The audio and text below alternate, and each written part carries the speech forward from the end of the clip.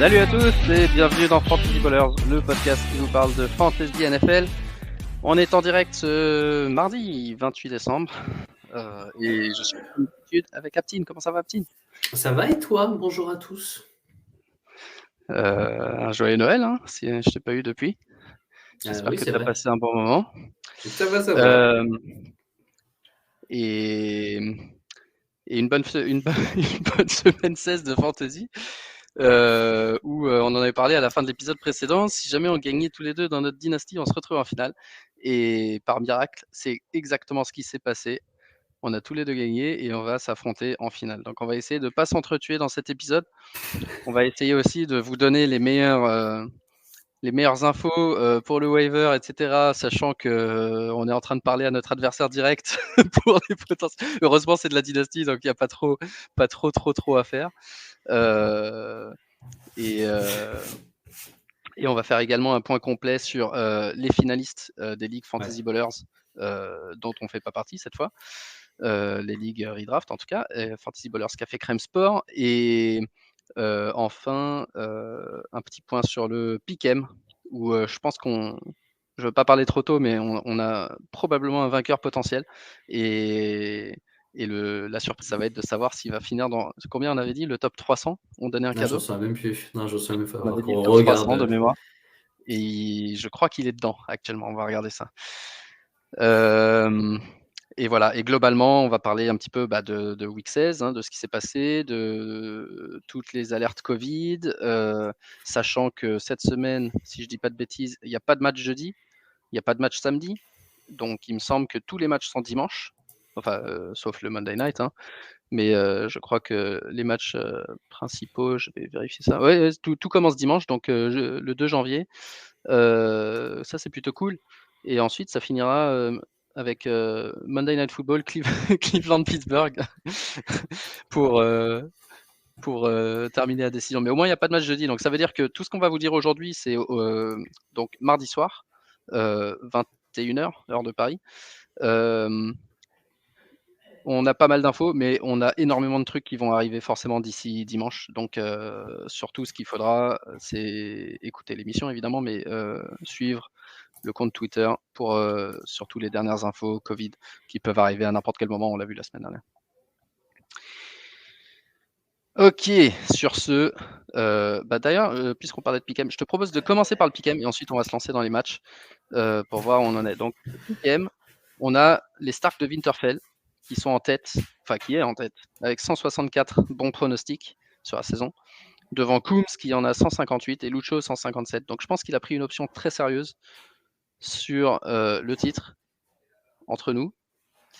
Et son ranking mondial, c'est numéro 162, ce qui est assez impressionnant, je dois dire. 162e. Et nous, on avait promis que s'il finissait dans le top 300, enfin, si quelqu'un, à l'époque, c'était Coombs, s'il finit dans le top 300, un petit Magnum.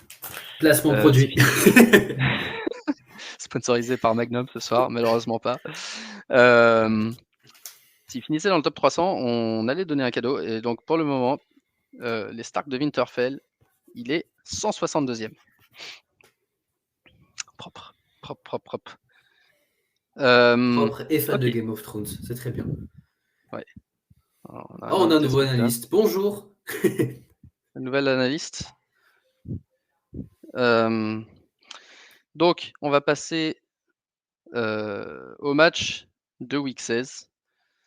Et on va commencer avec le match de jeudi qui était Tennessee contre 49ers. Les Titans qui ont gagné 20-17, mais un match un peu laborieux. Retour de AJ Brown. On en a parlé dans le podcast la semaine dernière. On avait dit, toi, tu étais serein, moi un petit peu moins, parce qu'il m'avait brûlé 2-3 fois. Finalement, c'est toi qui avais raison sur ce coup-là. Il marque 26 points fantasy pour son retour. Et il méritait clairement d'être starté. C'est le seul joueur vraiment côté Tennessee qui est sorti du lot. Julio Jones se reblesse. Il finit la saison sur Injured Reserve. Donc, ouais, un petit bust cette année. Enfin, un gros bust même, Julio Jones, pour ceux qui l'avaient drafté. Côté Niners, Deebo Samuel, toujours là. Jeff Wilson qui fait le boulot sans être exceptionnel. Attention à Elijah Mitchell qui pourrait revenir cette semaine. Mais attention surtout à Jimmy Garoppolo qui s'est blessé à la main droite, au pouce de la main droite, et qui risquerait de rater le match de la semaine prochaine. Et quand on sait, Il a été plutôt mauvais. Hein. il a été plutôt mauvais, il risque de rater le match qui est contre les Texans. Et selon PFF, c'est le meilleur match-up. Le meilleur match-up de cette semaine, QB contre Houston. Et donc, ma première recommandation de la semaine, ajouter Trey Lance d'urgence, parce qu'il risquerait de starter. Enfin, il risque de starter. Il pourrait starter cette semaine. Et même si c'est un rookie, même si c'est parfois compliqué, surtout dans les ligues à un QB, j'imagine que vous avez un bon QB. Si vous êtes arrivé en finale, vous n'aurez peut-être pas besoin de Trey Lance. Mais en Superflex, vous en avez probablement besoin. C'est quelqu'un qui peut ajouter des yards à la course. C'est quelqu'un qui, quand il a starté week 4 ou 5, je crois, je vais regarder ça, et il avait fait un match tout à fait convenable. Pour un rookie, il avait marqué 24 points contre Seattle en jouant la moitié du match. Et la semaine d'après, il avait starté contre Arizona, qui à l'époque était ultra chaud. Je ne sais pas si tu te rappelles, week 5. Il avait quand même fait 15 points fantasy, notamment en rajoutant 89 yards à la course. Donc, c'est voilà, quelqu'un à avoir dans le roster à tout prix si vous êtes en finale, ne serait-ce que pour que l'adversaire ne l'ait pas. Et peut-être à starter en Superflex. Devant le silence d'Aptine qui mange sa glace, je continue, je pense qu'il est d'accord avec moi. Et du coup, j'enchaîne avec Cleveland Browns contre Green Bay, un match du samedi, qui était assez marrant parce qu'on a Antoine Droissard qui est intervenu sur le podcast 2-3 fois, qui pétait un câble en regardant jouer Baker Mayfield, qui a lancé 4 interceptions. Mauvais match de Mayfield qui à ce stade, j'allais te poser la question, Aptine, franchement, il y a plusieurs QB comme ça actuellement dans la ligue et où tu te dis: «OK, c'est le starter», mais clairement, il est blessé. Clairement, il est très, très loin d'être à 100. Et est-ce qu'à ce stade, vraiment, il le remplaçant, Case Keenum peut pas être plus mauvais que Baker Mayfield? Est-ce que vraiment ça a un sens qu'il continue à faire jouer Mayfield, quand le mec est clairement pas, loin d'être à 100 quoi? Je pourrais pas te répondre parce que je pense que Keskinum, la seule année où il avait été plutôt bon, ça remonte à 3-4 ans maintenant. Je pense que de ce qu'il voit à l'entraînement, peut-être que Mayfield est encore meilleur, mais c'est clairement pas la solution. De toute façon, moi, j'ai jamais été fan, sauf que là, c'est vraiment criant parce que il a une putain d'équipe autour de lui. Que ce Ouais. soit le running game avec, il a 3 running game, enfin 3 running backs qui peuvent starter dans presque n'importe quelle équipe. Il a des bons receveurs, il a une super line et il fait rien avec. Il lui demande que faire des balles de pas plus de 20 yards. Il arrive à chier sur ça. C'est même pas pour moi un bon game manager. Donc franchement, j'arrive pas du tout à voir où ils vont aller avec lui. Mais pour moi, dès maintenant, il devrait commencer à regarder ce qui va se faire sur le marché et essayer de le remplacer. Mais je pense pas que Keskinam est bien meilleur que Mayfield. Donc Non, non, autant non, laisser, on va dire, le jeune c'était en place. Et, ouais, non, non, mais au final, c'est peut-être ça. C'est peut-être que vu qu'ils se valent, bah, on va laisser Baker Mayfield. Mais c'est juste que, enfin là, les interceptions, on en parlait justement dans le groupe. Je crois qu'il y en a trois qui sont horribles sur les quatre. Vraiment, ouais. où il overthrow. Enfin, c'est juste horrible, quoi. Donc, pas de, pas de solution. Non, c'est clair et toujours un Nick Chubb qui fait le taf, 26 points fantasy avec 126 yards et un touchdown. Côté Green Bay, toujours un peu les mêmes suspects, Davante Adams évidemment avec 10 réceptions, 115 yards, 2 touchdowns. Côté des running backs, bah, Aaron Jones a fait un petit peu mieux que les dernières semaines, mais c'est toujours pas les stats de RB1 solides qu'on espérait, et qu'on avait en tout début de saison.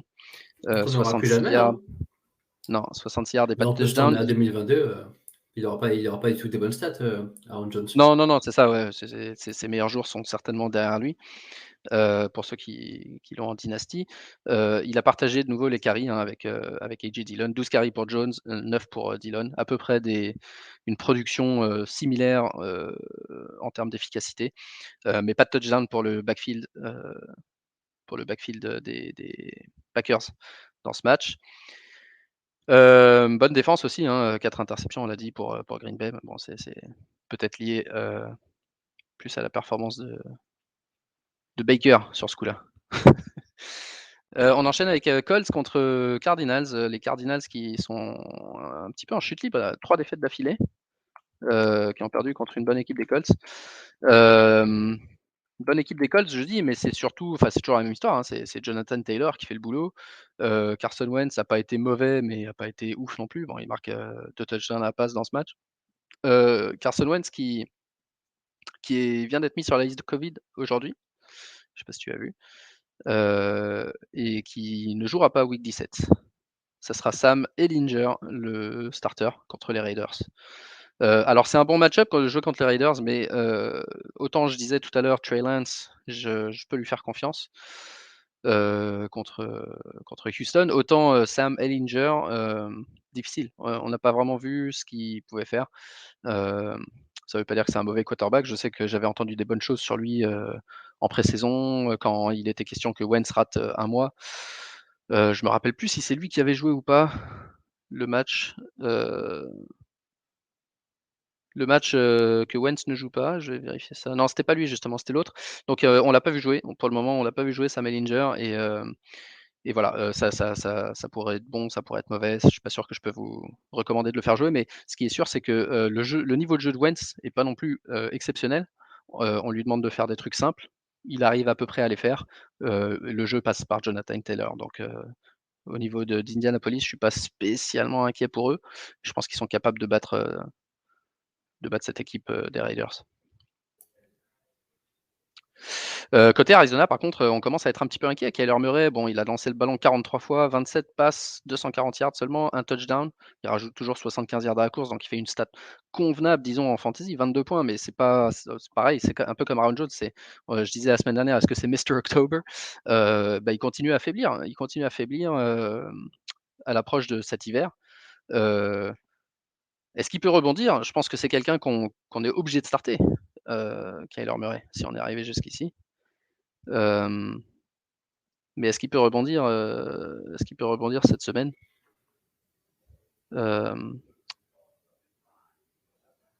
Aptine, t'en penses quoi? Moi, je le starte. Ça dépend du match-up, mais moi, j'ai du mal. Là, tu m'as dit que c'est un start, on va dire un must-start. Pour moi, c'est pas du tout un must-start. Dans le sens où depuis qu'il Ouais. a perdu Hopkins, tu sais qu'il a pas, il a aucune alchimie avec les autres. Peut-être un peu Christian Kirk. Mais enfin, pour toutes les personnes qui pensaient que ça allait faire l'affaire, ils se sont mordus les dents. Je pense qu'ils ont même perdu un match-up qui avait été starté des Kirk, AJ Green, etc. Tant que le running game marche à peu près, ça peut passer, mais je crois que Conner est encore blessé. Donc je pense que même sur ça, il va avoir un peu de soucis. Si vous n'avez pas meilleur QB, peut-être, mais je pense qu'il ne faut pas s'attendre à un gros match de Murray, quoi. Parce que là, je pense que les défenses vont encore être plus resserrées, Et il plus joue. défendre contre la course. Ouais. Il se déplace à Dallas, Arizona cette semaine. Ouais, non. Dallas qui a une très bonne défense cette année. Et Donc, donc c'est sûr que c'est compliqué. D'un autre côté, je vois pas non plus un milliard de QB en qui je peux avoir vraiment confiance. Et c'est toujours l'histoire de l'upside à la course, quoi. Il a toujours ce petit cheat code qui lui rapporte entre 5 et 10 points chaque semaine. Mais je suis d'accord avec toi, depuis que Hopkins est blessé, c'est plus du tout la même offense. Et je pense qu'il a perdu l'upside des matchs à 30-35 points qu'il faisait au début de saison. ouais, ça c'est sûr. Ouais. Chase Edmonds fait un bon match. Je sais que dans certaines ligues où on était, il a aidé des mecs à se qualifier, justement parce que James Conner était un peu un forfait de dernière minute. Enfin, il a été blessé toute la semaine, mais ils avaient annoncé qu'il jouerait sans doute.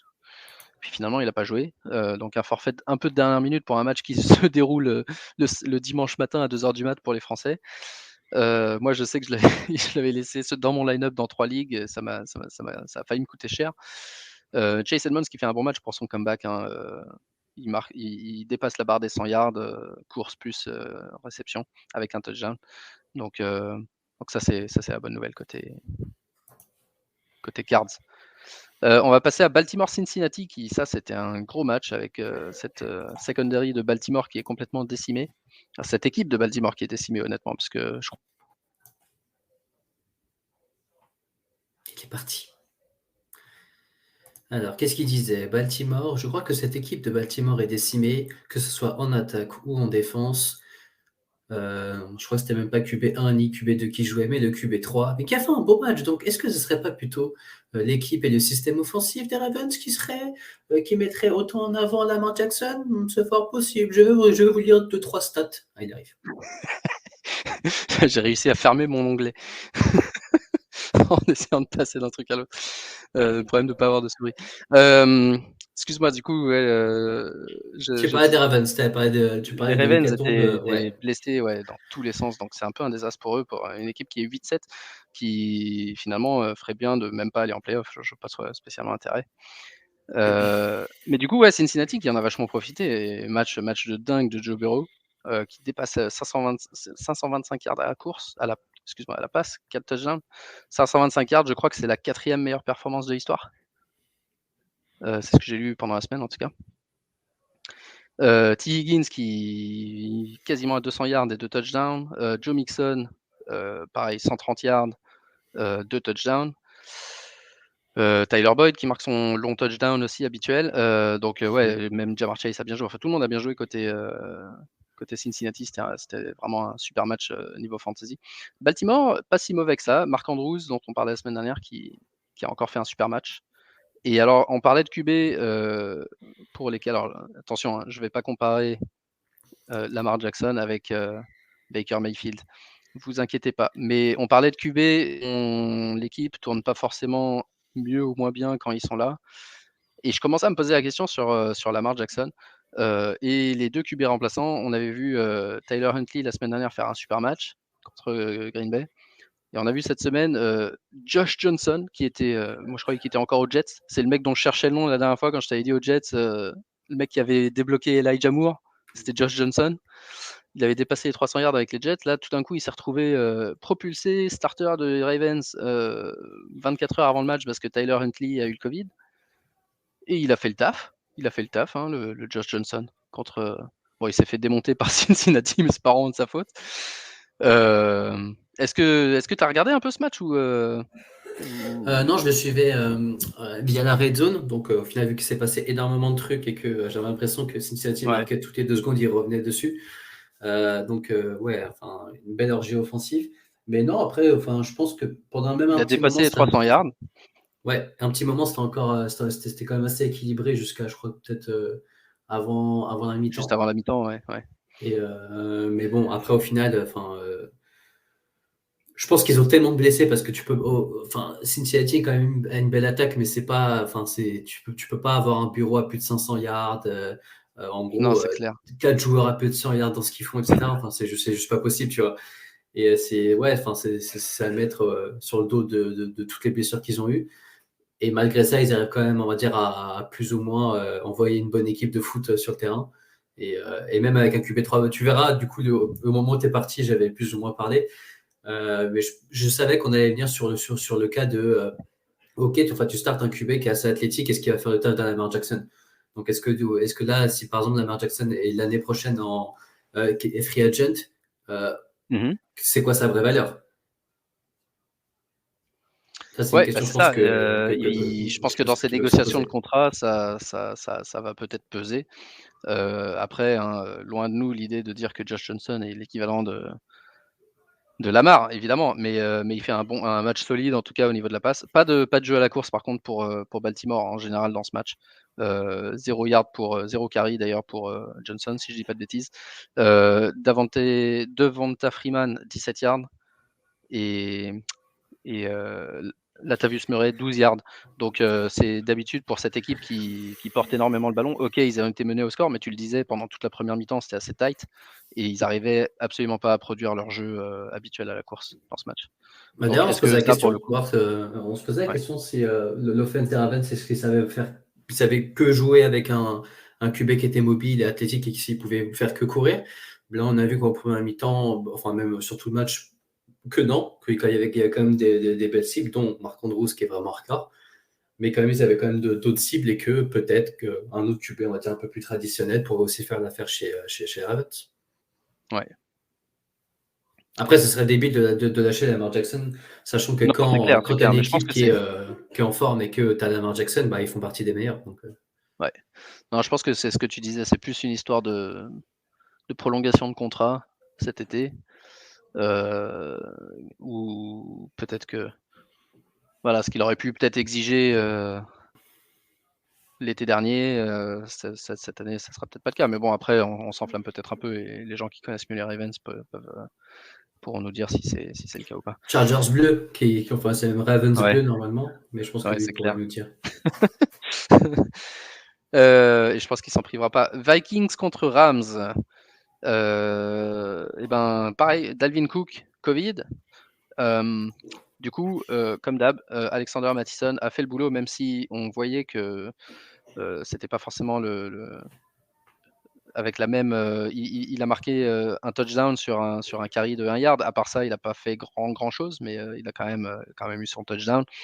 C'est l'avantage de Minnesota, c'est que les mecs jouent avec un gars et que tu sais que ils auront les goal line opportunity, le volume, le machin. Donc à suivre, Dalvin Cook, il a été annoncé en milieu de semaine dernière, donc a priori, je pense qu'il pourra jouer cette semaine, mais si jamais il peut pas jouer, ben, c'est toujours la même histoire. Si jamais, Et alors, le truc, c'est qu'on va en parler avec d'autres joueurs aussi, mais j'avais évoqué ça la semaine dernière et là, on l'a vu encore, je trouve, cette semaine.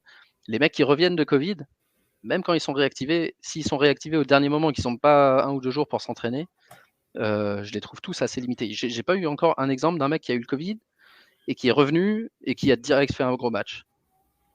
À moins que j'en oublie un. Mais j'ai l'impression qu'ils font tous des matchs un petit peu, ouais, assez mauvais même. Donc à voir avec Cook, si vous l'avez et qu'il vous a pas coûté la qualif en finale.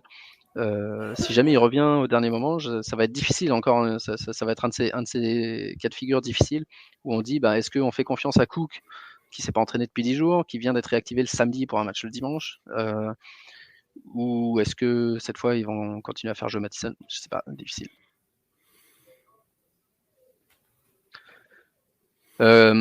Côté Rams, Sonny Michel a fait le taf. Darrell Henderson s'est reblessé, si je dis pas de bêtises. Du coup, il a quasiment pas joué du match. Et c'est Sonny Michel qui a fait le taf avec 27 carries, 130 yards. À noter que Akers a été réactivé, ça c'est dingue.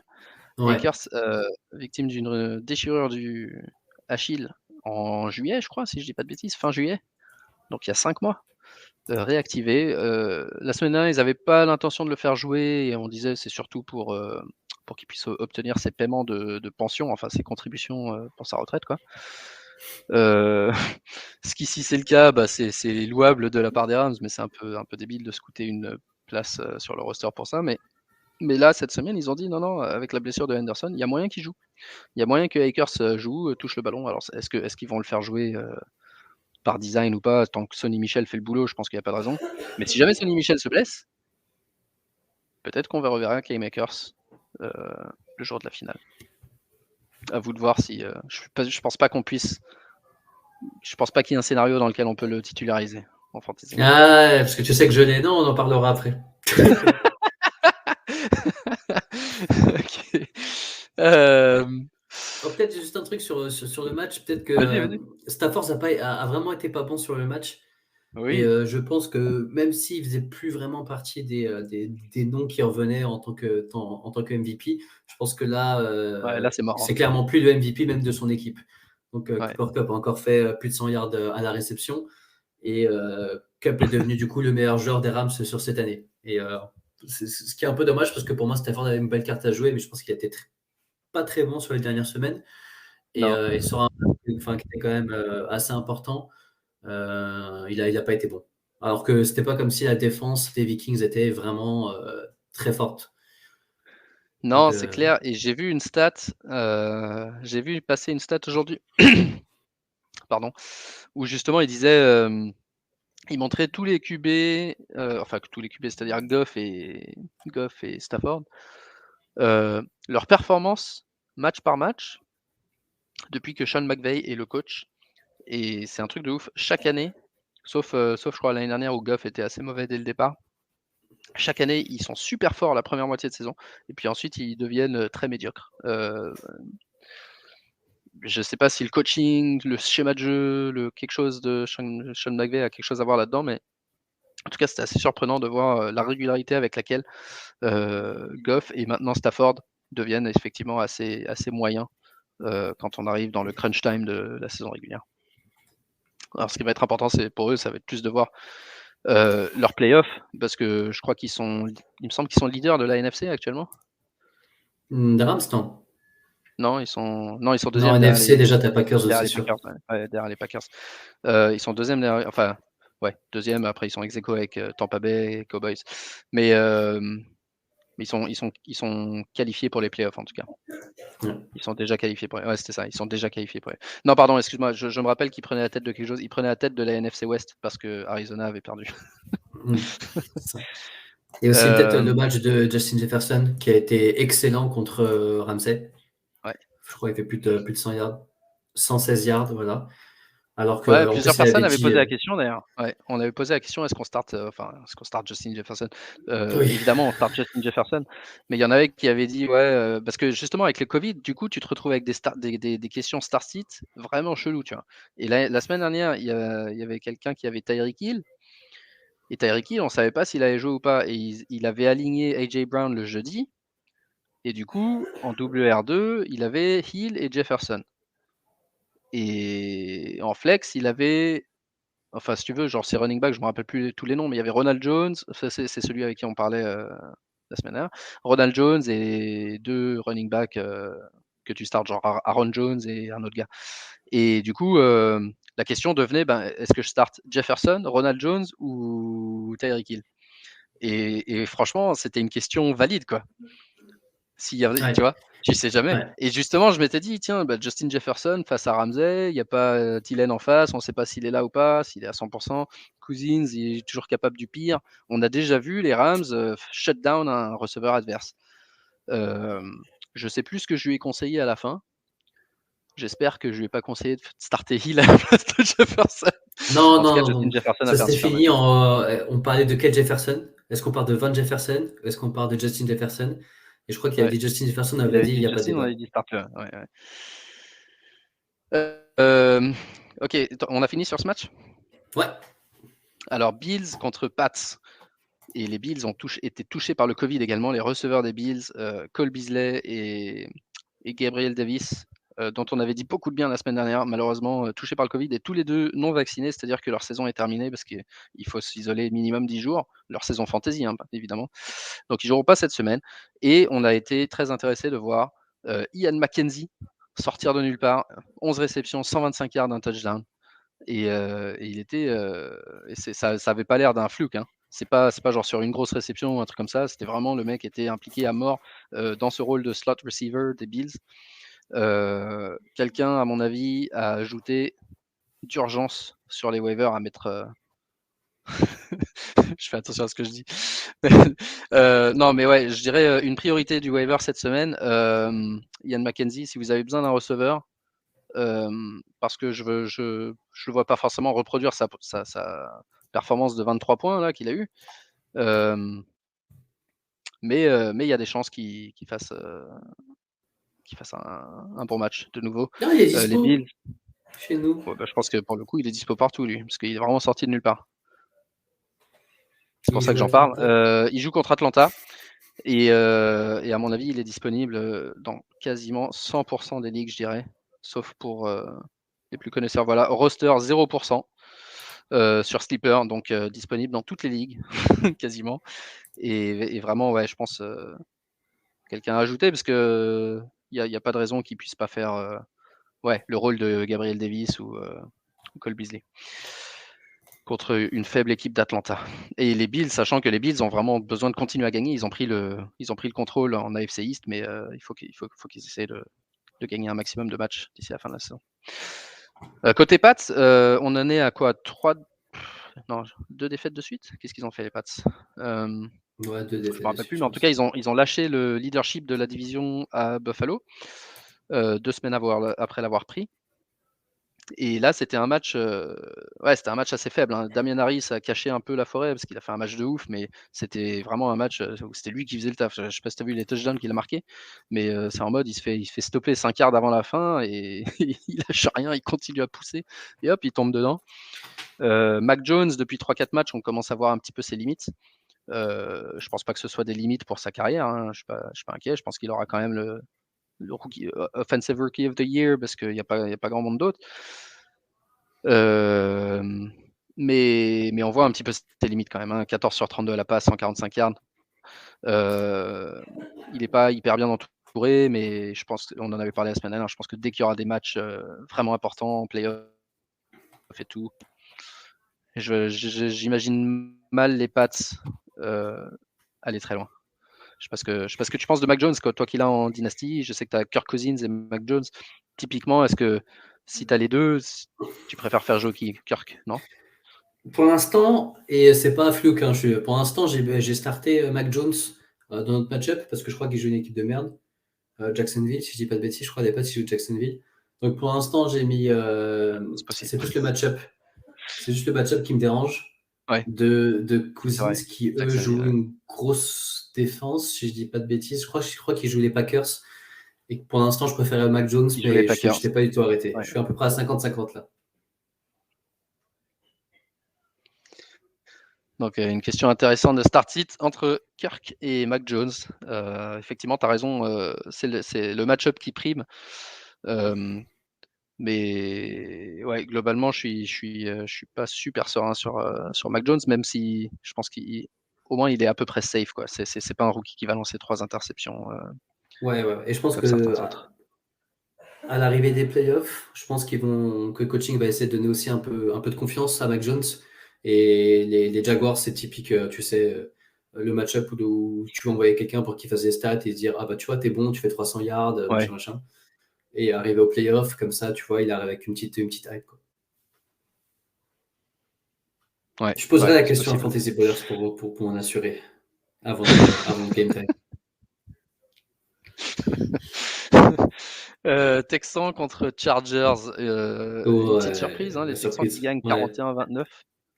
41-29. Alors, j'ai réécouté la semaine dernière pour essayer de savoir ce qu'on avait dit, parce que je me rappelais plus si on avait dit Eckler est sur la liste Covid, alors starter Jackson, ou si on avait dit Eckler n'est pas sur la liste Covid.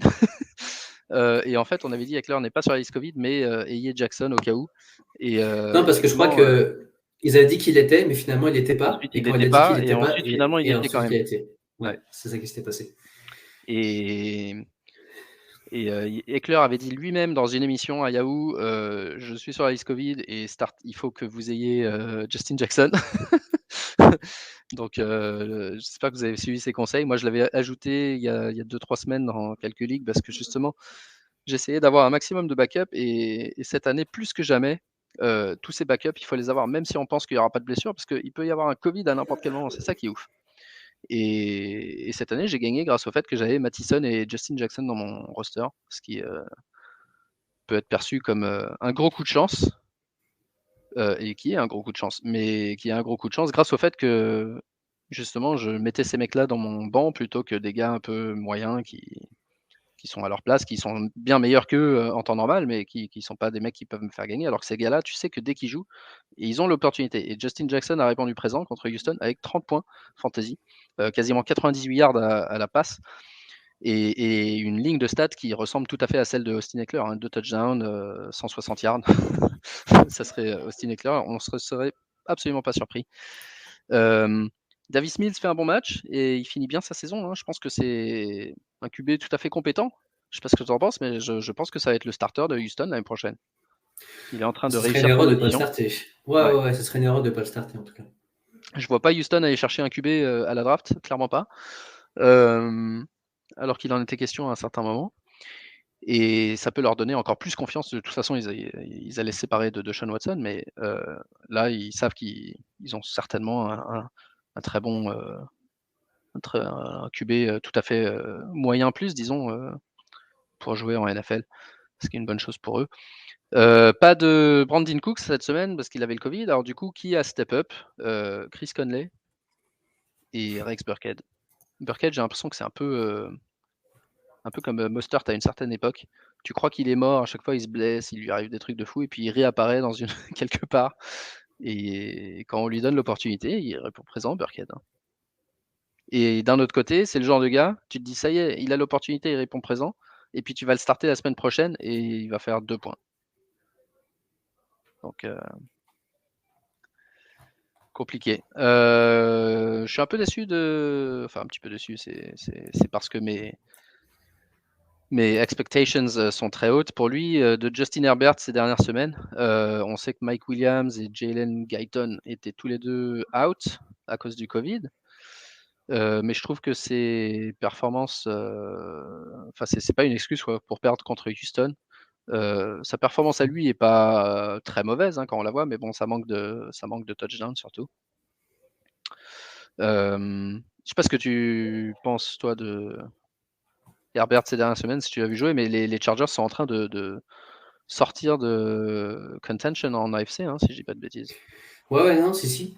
Tu En as train raison, de, après, ouais, pour moi, enfin, ça vient pas vraiment d'Herbert. Après, ils n'avaient pas Mike Williams qui était là, je crois qu'il y a 2 autres personnes qui manquaient. ouais. On savait que la défense pouvait, même si la défense, c'est typique, tu sais, quand tu as 2-3 bons noms, tu dis, OK, il y a une bonne défense. Mais depuis maintenant quelques années, il y a un vrai point d'interrogation où tu dis, OK, il y a 2-3 bons joueurs, mais globalement, ça défend pas très bien. Mmh. Et là, c'est typique un match où ils ont complètement craqué, quoi. En plus, même dans le jeu, ils se faisaient dominer presque tout le temps. Donc, c'était Ouais. assez difficile à voir. Et je plains franchement tous les fans des Chargers parce que quand on pensait que ça allait être un peu la bonne année, parce que l'équipe roulait quand même assez bien. Parce que même aujourd'hui, je Ouais. crois qu'ils sont encore positifs, si je dis pas de bêtises, ou en tout cas, ils sont au moins 50% de sûr. Mais tu peux Ouais, pas ouais, bah, perdre du coup, ils contre. sont ils sont à 7-8 maintenant, je crois? Non, non, non, non. Non, à 8-7, ils sont à 8-7, ouais, ouais, Ouais. 8-7. Et en fait, tu te dis, arriver à 2 semaines des playoffs, tu peux pas perdre contre Houston. Surtout que là, je crois qu'ils étaient encore, enfin, avant le Ça leur match, ils coûte étaient cher, in ouais. the hunt. Ça leur coûte Ouais. super cher. Donc là, enfin, je sais pas les matchs qui vont rester, mais j'imagine qu'il y a quand même pas mal d'AFC Bah, il West reste dedans. Denver, ouais, c'est leur division. Il reste Denver et Las Vegas. Voilà, donc les matchs de division, tu veux pas forcément les prendre, même si les deux équipes tournent pas très bien en face non plus. Mais Mmh. je préfère, on va dire, un Denver qui défend tout le temps très fort que Chargers qui fait des hauts et des bas et qui a du mal à gagner les matchs qu'il faut gagner. Ouais, ouais, c'est clair. C'est un peu c'est mon opinion aussi. OK, on va passer, rapidement une série de matchs, un peu moins intéressantes. On a les Bucks contre, Panthers, remportés facilement par les Bucks. Hem, Antonio Brown qui était de retour, qui a fait un match, très convenable, mais c'est qu'il manquait le touchdown pour parfaire la performance, 10 réceptions, 100 yards. Ronald Jones, pareil, il a fait le taf, 20 carries, 5 yards, un touchdown.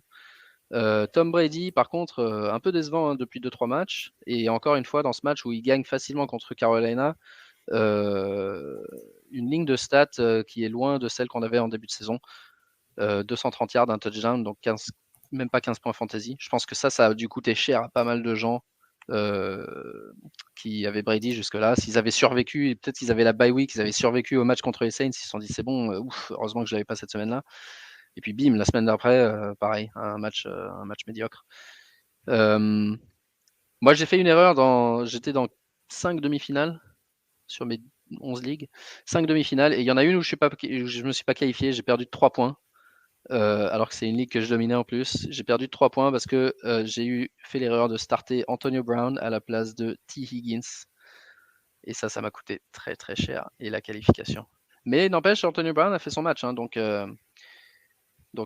ça c'est une bonne nouvelle. Je sais pas ce qu'on fait qu'est-ce qu'on fait de Tom Brady. Pareil, je crois que Tom Brady, tu es obligé de le start. Je sais pas contre qui il joue cette semaine, mais t'as pas vraiment le choix quoi. Malgré les 2 contre-performances d'affilée, il joue, il joue contre les Jets.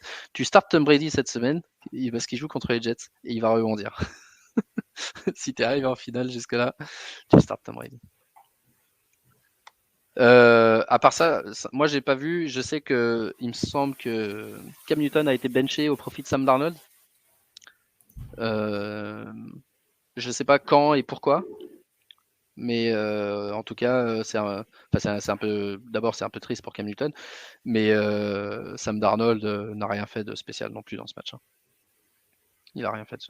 Donc ouais, cette équipe de Carolina, je pense que eux, pour le coup, on peut les éliminer. Je suis pas sûr que même DJ Moore, Chuba Hubbard, Sam Darnold, il n'y a aucun de ces mecs-là en qui je peux vraiment faire confiance. J'adorais DJ Moore cette année. Mais je crois que je l'ai dans 2-3 endroits, je le starte même plus. Trop irrégulier. N'hésitez pas tant que ça avec Darnold. Hein. Donc si Darnold revient en manette, ça serait. Enfin, moi, je starterais mon poids.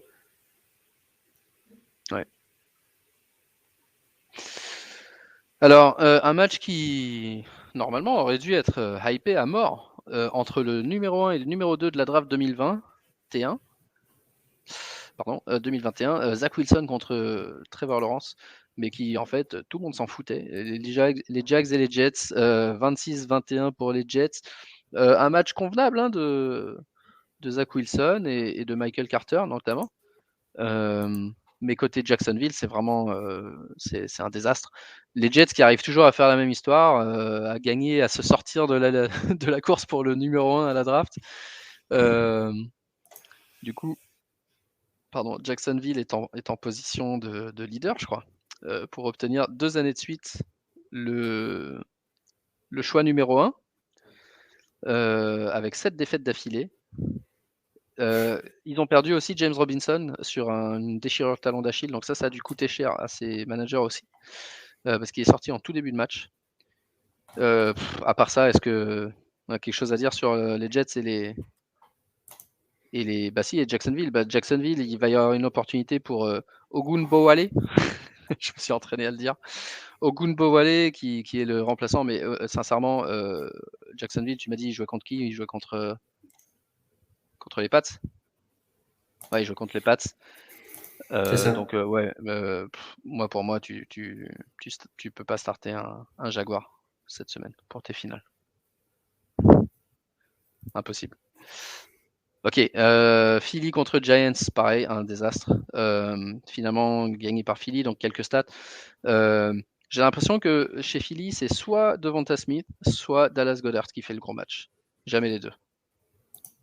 Donc ça, c'est un peu relou. C'est soit l'un, soit l'autre. Côté Giants, il n'y a absolument rien. Jake Fromm a starté et il a été tellement nul qu'ils ont été obligés de le bencher au profit du gars qu'ils avaient benché la semaine dernière. Donc c'est un peu te dire l'état de l'offense des Giants. Et tout le monde en pâtit. Personne qui performe dans cette offense. Sauf le touchdown en garbage time de Engram qui t'a aidé, toi qui avais Kelsey sur la liste Covid. Ah oui, hein, tu as bien suivi notre match-up. Ouais, j'ai suivi. Ouais, je l'ai vu, t'inquiète. Donc du coup, vu que c'était un match sans intérêt, on enchaîne sur un autre match sans intérêt entre les Ouais, juste Falcons. Vas-y, la vas-y. blessure de Miles Sanders qui est déjà out pour la Oui, semaine pardon. prochaine. Ouais, t'as absolument raison. Ouais, blessure de Miles Sanders. Donc du coup, ajouter tous les running backs, tous les running backs de Philly. Mais qui serait ton préféré, toi, si entre Howard, Boston Franchement, Scott ça change et à Kenny chaque Gainwell? fois. Pas Gainwell, déjà, ça c'est sûr. Pas Après, Gainwell, ok. je dirais Howard parce que c'est la personne la plus sûre quand ils sont en red zone. Mais j'ai l'impression que quand Scott est sur le terrain, ça joue mieux. C'est Ouais. bizarre. Ouais, bah là, Scott, il a joué à la fin du match quand Philly avait enfin pris le dessus. Et il a fait une bonne ligne de stats, 12 carries, 40 yards, un touchdown. Mais il a fait ça, je crois, sur un drive à la fin. Donc quand tu vois la ligne de stats, tu dis, ah bah, finalement, c'est lui qui a eu le volume. En fait, c'était plutôt Jordan Howard. Je te rejoins, je pense que je dirais, en fantasy, probablement Jordan Howard a la meilleure opportunité des trois. Mais c'est difficile de savoir. Il joue contre Washington cette semaine, donc c'est quand même un match-up qui pourrait être intéressant. Quand on Ouais, voit qui est la devenu. déculottée qu'a pris. Ouais, Exactement. Ouais. Atlanta Lions. Encore un bon match de Amon-Ra St. Brown. 4e bon match d'affilée. Avec un QB différent. Ça, c'est intéressant. Parce que parfois, quand tu as un QB différent, tu disparais de la circulation. Kyle Pitts qui continue à essayer de battre le record du nombre de yards de réception sans touchdown. Il a toujours un seul touchdown cette année. Et je crois qu'il est en train d'arriver à 950 ou 1000 yards de réception. Faudrait regarder le nombre de joueurs qui ont eu plus de milliards de réceptions et un seul touchdown sur une saison, parce que je pense qu'il va dépasser la barre des milliards. Il doit pas y en avoir beaucoup.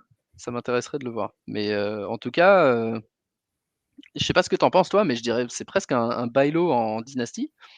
Parce qu'il y a beaucoup de gens qui sont déçus de Kyle Pitts. On l'a tellement hypé pendant l'été, on s'est dit c'est un joueur générationnel. C'est ok, les Titans, c'est toujours ouais, ils mettent 2-3 ans à bien jouer, mais Kyle Pitts, c'est pas un Titan, il va jouer receveur, c'est un monstre physique, machin. Finalement, tu le regardes jouer, tu te dis ben il a pas l'air si monstrueux que ça sur le terrain parce qu'il est pas très lourd. il a plus l'air d'un grand receveur, quoi. Et du coup, tu le vois à côté de certains autres Titans qui sont des armoires à glace, tu te dis, bah, finalement, il est pas si grand que ça. Tu le vois jamais impliqué dans la red zone, donc comme Atlanta est nul, on les voit pas jouer et en plus de ça, on le voit pas marquer des touchdowns, donc on le voit pas trop sur les highlights. Mais les underlying stats, comme on dit, en termes de réception et de yards et tout ça, sont vraiment, vraiment, vraiment très, très, très intéressantes. Et je me demande si c'est pas un gros bailo en dynastie cette off-season. Qu'est-ce que tu en penses? Je suis d'accord. Je pense qu'après, c'est plus Matt Ryan qui aime se rajouter des problèmes quand ils ont un joueur extrêmement fort, extrêmement grand dans la red zone. Après, moi, c'est plus le spectre de Cordarrelle Patterson qui a pris tellement d'ampleur et sur les clips et dans la variation des jeux qui m'embête un peu. Pour me dire, OK, là, tu me dis, par exemple, il signe un contrat 4 ans quelque part d'autre. Kyle Pitts, pour moi, c'est un must-have. Alors que là, tant que Cordarrelle est encore dans les parages, on sait qu'en plus, l'année prochaine, normalement, ils vont retrouver le receveur numéro 1 qui Ouais, c'est ce que s'appelle j'allais te demander. déjà Si le Calvin Ridley revient jouer, ouais. Ridley. Est-ce qu'il y aura pas encore moins de peut-être enfin pour moi dans tout cas Ridley enfin ils sont plus un peu complémentaires donc peut-être que là il va commencer à prendre des touchdowns parce que Ridley va prendre un ou deux joueurs mais c'est plus la partie Cordarrelle Patterson où vu qu'on sait qu'il peut prendre pas mal de choses et quand tu regardes c'est extrêmement frustrant que pour un joueur que je sais pas moi imagine aujourd'hui tu donnes Kelsey pour Pitts tu dis j'ai donné Kelsey pour ce mec là à qui on donne la balle à Cordarrelle à chaque fois quoi. Donc je pense que ça peut devenir extrêmement frustrant. Donc moi, je regarderai Ouais. vraiment ce qui se passe avec Cordarrelle avant de faire un move pour Pills. Ok. Bears contre Seahawks, un match sous la neige, toujours marrant à regarder. Victoire des Bears, j'étais assez surpris parce que je me suis endormi, j'avais l'impression que les Seahawks dominaient. Mais finalement, victoire des Bears. Moi, le seul truc que j'ai noté de ce match, d'abord, c'est que Metcalf, quand il a marqué son touchdown, j'étais vachement surpris parce que ça faisait tellement de semaines qu'il me faisait plus du tout peur. Que tout d'un coup, je l'ai vu marquer un touchdown assez tôt dans le match en plus. Et je me suis dit, oulala, je suis allé regarder mon téléphone, j'ai regardé toutes les ligues où je jouais pour savoir si j'étais contre Metcalf. Parce que je me suis dit, vous savez, ça va partir. Finalement, c'est pas parti. Il a marqué seulement 11 points fantasy malgré son touchdown. Rashad Penny a fait un bon match, donc ça c'est bien, ça en fait 3 sur 4 je crois. Et par contre, non, celui que j'allais noter, c'est vraiment David Montgomery, parce qu'on parle de ces équipes mauvaises depuis tout à l'heure, les Giants, les machins. Alors, les Giants, Barkley est plus haut niveau, je sais plus qui en disait d'autres, Jacksonville, il y avait personne qui joue, les Jets, ouais, ok, Michael Carter, mais c'est un rookie. Montgomery, le mec, ça fait quoi, 4 ans qu'il est dans la ligue, ça fait 4 ans que les Bears sont à chier. 3 ans qu'il est dans la ligue, je sais pas, 3-4 ans. Ouais, 3 ans. 3 ou 4 ans, je sais plus, 3 ans Ouais. peut-être, et ça fait 3 ans qu'ils sont archi nuls. Et le mec, il continue inlassablement à donner tout ce qu'il a, à faire des super performances. Et là encore cette semaine, 20 points fantasy, 21 carries, 45 yards, 7 réceptions, 60 yards avec Nick Foles à la baguette. Donc ouais, je voulais juste faire un petit shout-out à David Montgomery qui, j'ai l'impression, est un peu le genre de mec qui passe c'est un peu inaperçu par rapport aux autres grands noms running back. Et qui, si on regarde cette saison, je pense qu'il a été blessé un petit peu. Mais j'allais dire, il est dans le top. Non, il n'est pas dans le top 10 parce qu'il a été blessé. Il en est même assez loin. J'avais oublié sa blessure assez longue. Mais en par match, du coup, je vais regarder par match. Ça fait quoi? Ça fait 21, 31, 40. Non, bah tu vois, même par match, il est moins bon. Il est moins bon que ce que je pensais. Et cette saison, il est RB 17. Mais je trouve que ouais, pour une équipe qui est faible et qui est régulièrement dominée au score, il m'avait quand même un peu impressionné récemment. Il fait il est assez reliable en fantasy, quoi. Même s'il fait pas la saison qu'il a fait l'année dernière. Ok, il nous reste quelques matchs. Il nous reste Pittsburgh contre Kansas City. Par tradition, j'allais dire par tradition, je vais te laisser en parler. Encore une super performance de Pittsburgh. Ouais, vas-y, parce que je vais en parler très rapidement. Déjà, en finale, il y avait quand même beaucoup de blessures qui étaient côté Chiefs, dont celle de Travis Kelce. Et Tyreek Hill qui était parti pour jouer. Dès le début du match, parce que du coup, je le regardais, ça se voyait qu'ils n'avaient même pas eu besoin de forcer sur un Tyreek Hill. Je crois qu'ils lui ont donné peut-être 2 ballons, etc. Et Pittsburgh avait adopté la défense des cover 2 avec les deux safety derrière. Et ça a extrêmement pas du tout bien fonctionné comme on voulait, parce qu'ils ont envoyé que des passes courtes, etc. Et c'est Pringle et Hardman qui ont fait tout le boulot. Ils marquent même pas nécessairement, tu sais, sur des gros plays, mais c'était vraiment sur des erreurs défensives ou des miss tackles de la part des de tacles ratés, Pittsburgh, qui a fait que Kansas a pris le large. Ils n'ont même pas eu besoin de jouer sur Tyreek Hill. Je crois que LR se blesse aussi.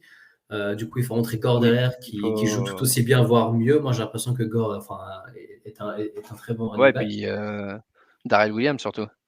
Darrell Williams, il joue bien, et Gore, il joue bien aussi. Donc les deux effectivement, à considérer si LR est blessé. Ouais.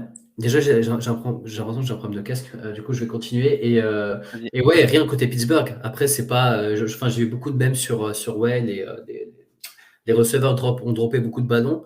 Ils ont droppé des ballons vraiment dégueulasses. Je crois qu'en plus, tu as Johnson qui drop la balle, qui fumble la balle complètement tout seul. Oh, mais oui, moi, il m'a rendu fou.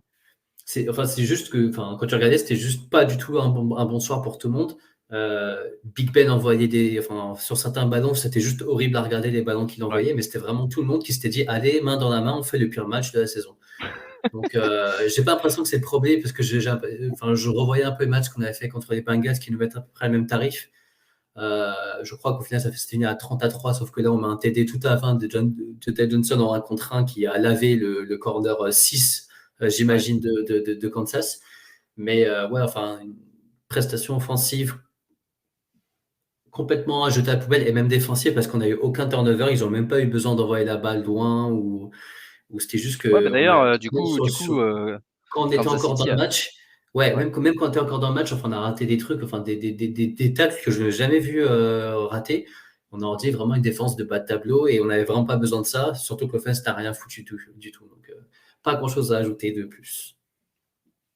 Non, c'est clair. Et d'ailleurs, on se rappelle que Pittsburgh avait fait match nul avec Detroit un peu plus tôt dans la saison, et je me disais, mais tout à l'heure, en regardant Detroit, je me disais, mais c'est vraiment peut-être la meilleure équipe à 2 victoires de l'histoire.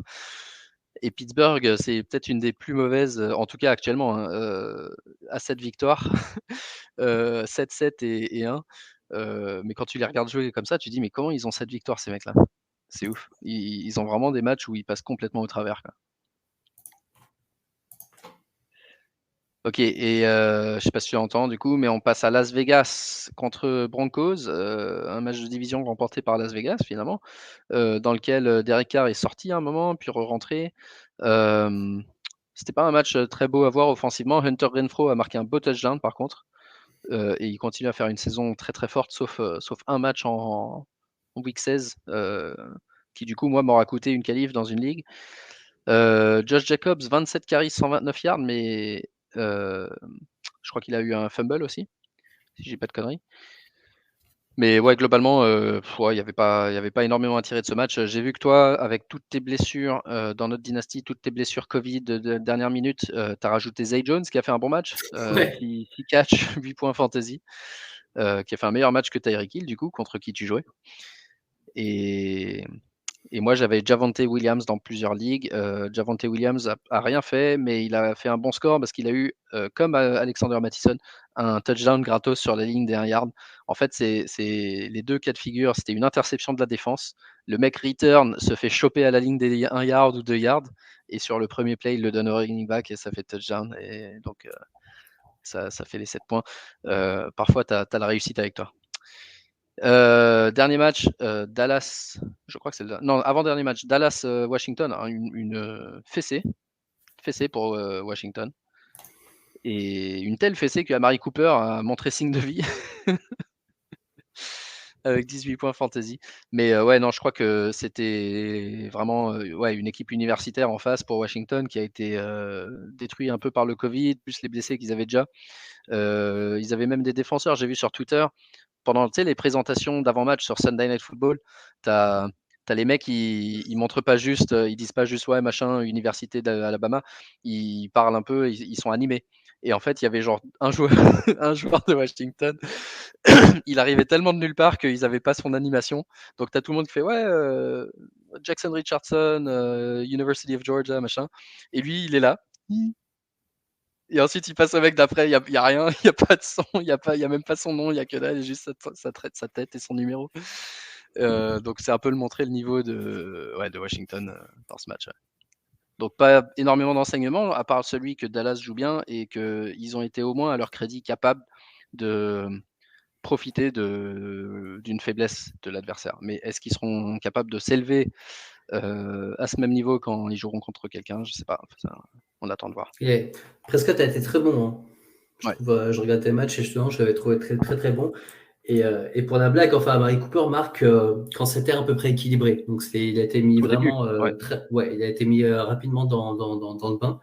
Et tout le monde jouait très bien, quoi. Ils étaient en galère un peu partout, donc ils ont vraiment pu alterner et course et jeu à la passe. Enfin, Moi, je regardais parce que du coup, j'avais Antoine quand qui jouait la demi-finale, qui avait Zik. Et je crois Ouais. qu'il a 20 points fantasy dans le deuxième quart-temps, tellement les mecs qui faisaient rien. Donc, je suis en train de Ouais, me c'est dire, ça. les mecs, j'ai une petite avance, mais là, vous Vous commencez à me pouvez donner l'arrêter, chaud, s'il je vous voudrais plaît. bien aller dormir. Exactement, ouais. Donc, bon, il s'arrêtait là parce que tellement, en fait, En tellement ils fait, sont en c'est train de ça, les ouais. mettre. T'as été presque sauvé par le fait qu'ils ont tellement dominé qu'ils ont vraiment fait jouer eux-mêmes les troisièmes couteaux. Je vois Cooper Rush, 2 sur 3, 70 yards, un touchdown sur 2 passes. Je vois ouais, tout le monde, même côté Washington, ils ont laissé tomber. Ils ont fait jouer Jared Patterson, 9 carries, 33 yards. Terry McLaurin a été mauvais. Et Terry McLaurin, Ouais. c'était d'ailleurs un mec dont j'allais te poser la question. Washington qui joue contre Philly, du coup, si je dis pas de bêtises. Cette semaine. Est-ce que tu startes Terry McLaurin vu l'état dans lequel est cette équipe de Washington ou tu peux pas? D'ailleurs, Non, là, je pense. honnêtement, si tu as Terry McLaurin, je suis pas sûr que tu es en finale. Parce Ouais, qu'il va coûter là, tout de suite, je vraiment l'ai dans cher mon maintenant. roster. Si c'est un roster pas étendu comme le nôtre qu'on a aujourd'hui, mais on va dire un roster standard, je ne pense pas que je le starterai. Parce qu'ils vont parce que Philly, enfin, ça défend, enfin, c'est dégueulasse. C'est vraiment, enfin, quand tu vas avec eux, tu sais que tu vas ressortir, tu vas avoir mal aux côtes, ça va être un match compliqué, un Ouais, match c'est de ça. division. Ils vont te mettre Slay sur le dos et qui défend très très très bien cette année. Et c'est le seul mec à défendre. Donc quand bien même tu mets un corner et un safety un peu plus côté McLaurin, je pense que ça sera suffisant pour tenir l'équipe, quoi. Surtout que Ouais. Heineken, il peut faire des bonnes choses, mais là, enfin, on a vu, il a essayé de tester que direct Diggs, sauf j'avais l'impression qu'il pensait que Il s'est fait c'était Diggs le intercepter. receveur, quoi, parce que la balle Ouais, elle ouais, c'est ça. était vraiment très mal Un peu comme envoyée. Mike Glennon la semaine dernière. Exactement. Et au final, McLaurin, je crois que si je ne dis pas de bêtises, il se retrouve à tacler deux, trois fois les personnes qui ont intercepté Heineken. C'était le premier arrivé à tacler le mec. Je me suis dit, enfin, c'est pas son boulot, quoi, le pauvre. Il va avoir les points grâce au point de IDP. Exactement, de tacle. Ouais. McLaurin, il n'a pas dépassé 51 yards ni scoré un touchdown depuis 5 matchs. Et sur les 4 derniers matchs, il a 8 réceptions et 113 yards au total sur 4 matchs. Donc, Bailo, je sais pas c'est qui chez nous, mais c'est peut-être en Dynasty, ouais. il valait. Il valait parce que j'étais un peu jaloux de son début de draft. Donc il valait, je vais venir te voir très bientôt. Bailo. Washington qui pourrait, on avait dit que Tyler Heineke, il était compétent, mais potentiellement Washington qui peut être dans le marché pour un QB aussi hein, cet été. Ouais, bah, enfin, je sais pas c'est quoi le Donc, contrat qu'ils avaient signé avec Fitzpatrick, mais il faut pas oublier qu'il est là. oui, il faut pas oublier, c'est vrai. Ah Et tiens, enfin, pour Il moi, est ils ont là. vraiment. C'est Tu t'es cramé. Bailo. Non, il est nul, McLaurin. Il va pas revenir. Il est flingué. Je pense qu'il Tu est. vois, j'avais appris C'est ton comme Julio roster Jones. par cœur parce que j'étais très jaloux. Mais après, sur la fin, je me suis dit non, ça va. Il était reparti en vrille, je crois, à la moitié de la draft. McLaurin contre un troisième tour de draft, je pense que c'est fair play. Ouais. C'est fair Écoute, play. Et on en encore, tu prends un discutera, risque. mais c'est très loin. Ok, et dernier match de la semaine, c'était Saints contre Dolphins. Alors ça, c'était intéressant parce que j'avais posé la question sur Twitter. Qu'est-ce qu'il vous faut comme miracle pour le match du lundi? On a eu quelques réponses, dont une de NFL Stories sur Twitter qui nous dit je mène de 1 point, j'ai Waddle et mon Ouais. adversaire a Tu as Tua et Camara. et Alvin Kamara. Et donc on s'était amusé à faire des scénarios en disant en gros t'es mort sauf si Camara se fait bouffer et que Waddle marque sur un rush. Et c'est à peu près ce qui s'est passé, même s'il a C'est ce qui marqué s'est sur passé. une réception. Waddle a fait un super match, 10 réceptions, 92 yards, 1 touchdown. Alors en voilà un qui revient de Covid et qui a été bon direct. Donc compliqué. Mais effectivement, lui, il a été bon direct et Tua, lui, pas ouf à part ça. Donc c'était quasiment la moitié de sa production. Donc du coup, pour le QB, ça rapporte pas grand-chose. Davante Parker, absent. Je me demandais même s'il s'était pas blessé, mais je crois qu'il a joué. Mais il fait 0. Donc ça fait mal parce que la semaine dernière, on avait dit, surtout dans le néant qui était la position de receveur à ce moment-là de la saison, que Parker était une très bonne option.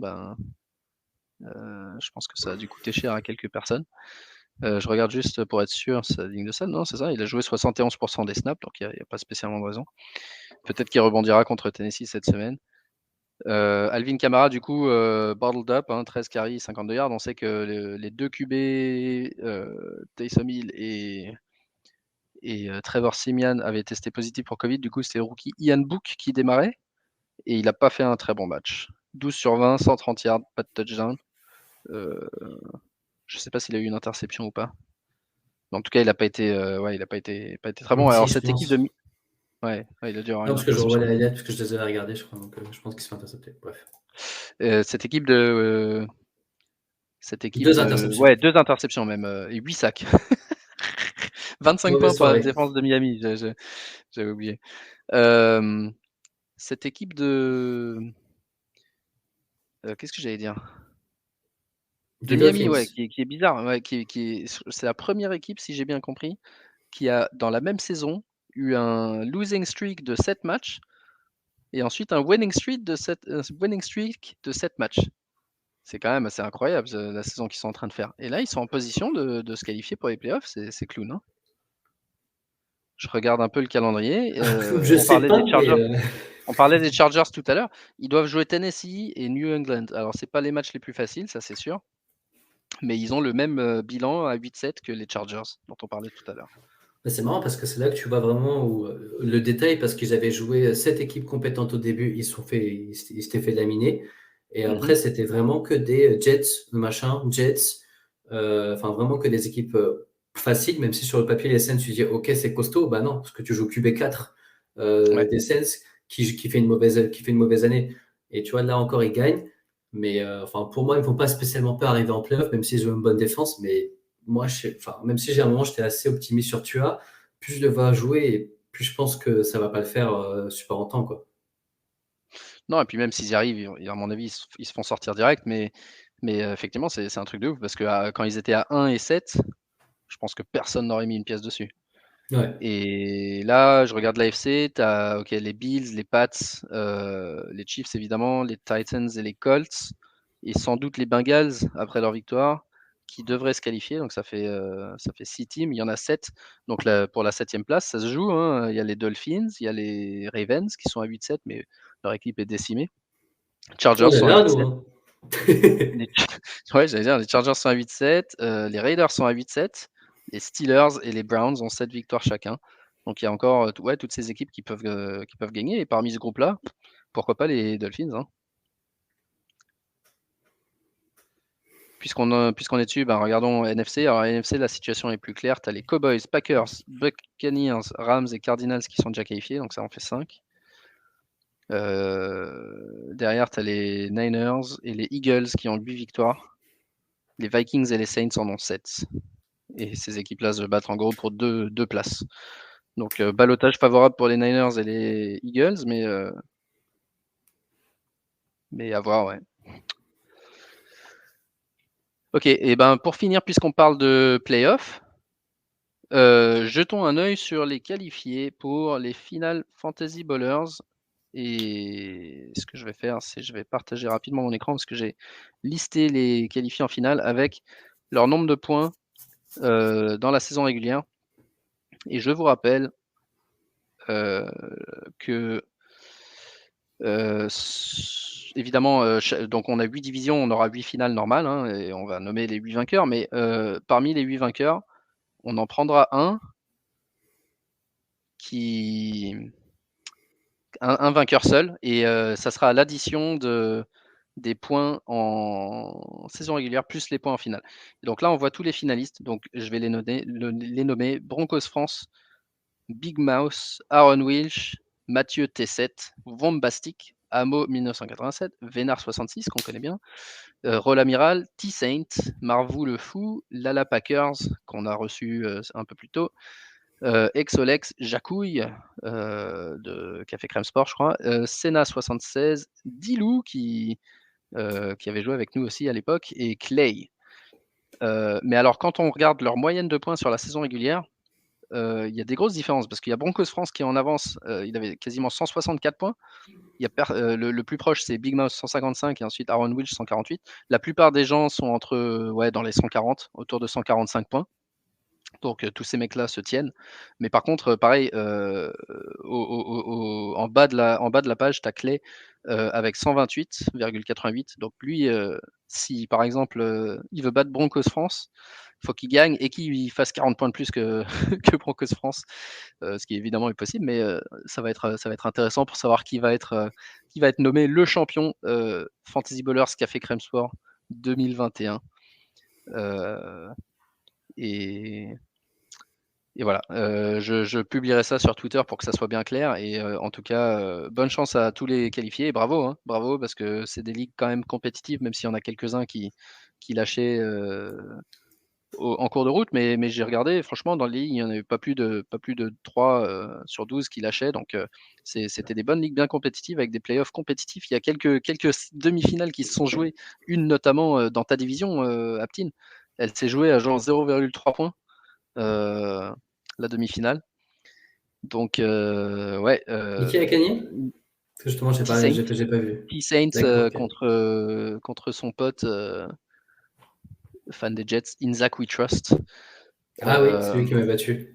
Qui t'avait battu d'ailleurs. Et ben T-Saint a battu In Zach We Trust de genre 0,3. Et d'ailleurs, je crois que c'est pas encore officiel. Donc attention, c'est pas encore 100% officiel. Il peut y avoir une stat correction. Quand tu es à 0,3, tu sais que tu es sous le coup d'une stat correction. Ce sont les classements provisionnels, comme on dit. Ok, et ben donc cette semaine, hein, pas de match jeudi, donc tout est dimanche. Du coup, profitez-en pour passer du temps avec votre famille et pas trop suivre la NFL. Comme ça, vous me laissez le temps de récupérer tous les mecs agents libres. Dès qu'il y a un gars sur le Covid, je pourrais tranquillement prendre. Non, je blague. S'il y a une semaine où au contraire, pour ceux qui sont en finale, il faut mettre les alertes. Mettez les alertes sur Fantasy Ballers, même si à la limite, mettez-les plutôt sur Adam Schefter parce que moi, je suis second hand. Hein. Mais c'est une semaine où il y aura des opportunités. Si jamais vous voyez un mec sur le Covid, et pensez à essayer de prendre le remplaçant si vous avez une position dans le roster, parce que ça peut toujours servir. Et on ne sait jamais trop quand ça va arriver. Et quant à nous, Aptine, je te donne rendez-vous ce week-end. La bagarre. Notre finale Dynasty. D'ailleurs, tu as dit, je ne sais pas si tu as utilisé le terme surprise, mais enfin, sur la saison, on avait déjà l'une des meilleures divisions, je ne dis pas peut-être même la meilleure division. Et au final, enfin, moi, quand je regarde ce qui s'était passé en termes de draft, etc., à part du coup Yaya et Antoine, et moi, si je dis pas de bêtises, on faisait un peu partie des favoris après draft. Donc après la saison était plus difficile parce que du coup, je vivais avec Kansas. Mais je suis pas étonné d'être en finale, même si je me donnais perdant contre Antoine cette semaine. Parce que du coup, j'avais tous mes mecs qui tombaient un par un. Mais lui aussi avait quand même beaucoup de personnes qui étaient tombées. Mais quand j'ai vu qu'elle était tombée, là, j'ai dit, ouais, vas-y, c'est bon. Ouais, c'est clair. Surtout que lui avait Tyreek Hill et que Tyreek Hill revenait. Et ouais, je me suis dit, il faut pas qu'Kelsey se blesse parce que ça va baisser la value de Mahomes parce que je rappelle, j'avais aucun autre talent, j'avais Ingram, je dis mais qu'est-ce que je vais faire? Je vais starter Ingram en demi-finale. Bah, on peut donner rapidement notre. Tu l'as fait toi ton line-up pour cette semaine? Je crois oui. Bah après ça dépend de qui joue pas, mais je crois que j'avais commencé à le faire un moment. Attends, je vais regarder si justement avant de partir, si on peut rapidement montrer aux gens notre équipe. Même si moi je sais que j'ai pas encore fait mon line-up. Et qu'évidemment on n'a pas fait les waivers non plus, si jamais on veut rajouter du monde. Mais ouais, mais on est en dynastie, donc en waiver, il n'y a pas grand ouais, monde. on va pas faire des folies sur le waiver. Attendez, je regarde juste rapidement comment je peux afficher ça. Match-up week 17. Ah zut, parce que en fait les line-up sont pas encore